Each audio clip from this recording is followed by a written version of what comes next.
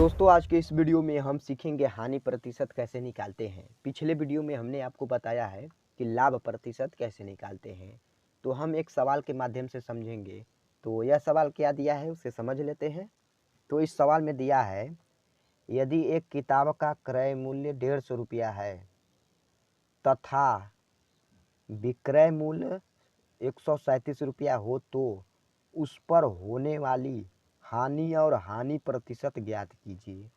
मतलब इसमें कहा है कि हानि भी ज्ञात करना है और उसके बाद हानि प्रतिशत भी ज्ञात करना है। तो चलिए सबसे पहले इसे सॉल्व करते हैं। तो क्या क्या दिया है उसे लिख लेते हैं। तो जो जो दिया है उसे हम लिख लेते हैं। तो लिखेंगे दिया है क्या क्या दिया है। दिया है क्रय मूल्य। हम अभी समझाएंगे कि क्रय मूल्य क्या होता है। तो क्रय मूल्य कितना दिया है, 150 रुपया दिया है। तो रुपया नहीं लगा रहे हैं। तो क्रय मूल्य के क्या मतलब है दोस्तों, जैसे कि हम किसी भी वस्तु को लेते हैं।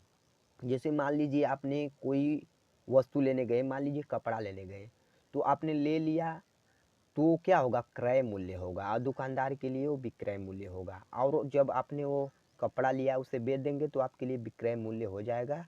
और वो जो कपड़ा प्रथम दाम पे लिए थे और द्वितीय दाम पर बेचेंगे वो विक्रय मूल्य हो जाएगा।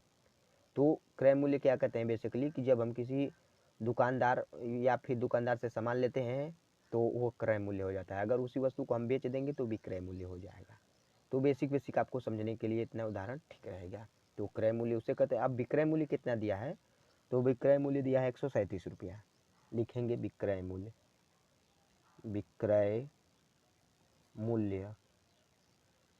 विक्रय मूल्य भी कितना दिया है, 137 रुपया।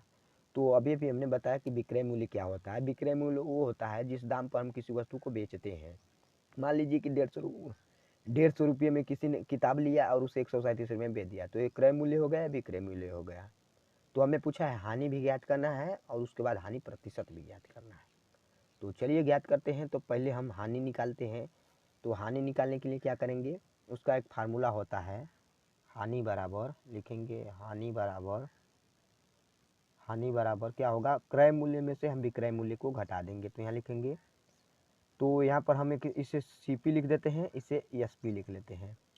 सीपी का मतलब होता है कॉस्ट प्राइस, एसपी का मतलब है सेलिंग प्राइस। तो लिखेंगे सीपी माइनस एसपी। सीपी का मतलब होता है कॉस्ट प्राइस और एसपी का मतलब होता है सेलिंग प्राइस।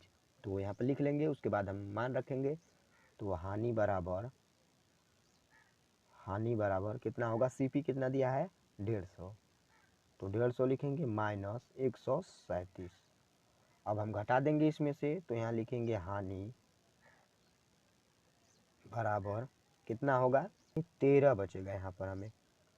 यानी हमें समझ में यहाँ कि हम इसमें से जब 150 रुपया में से 137 घटाएंगे तो 13 रुपया बचेगा। यानी हमें 13 रुपये का हानि प्राप्त हुआ। तो हम हानि निकाल लिए। अब हमें प्रतिशत में ज्ञात करना है कि कितने प्रतिशत का हानि हुआ है। तो अब हम उसका फार्मूला लगाएंगे। तो क्या होता है, वो होता है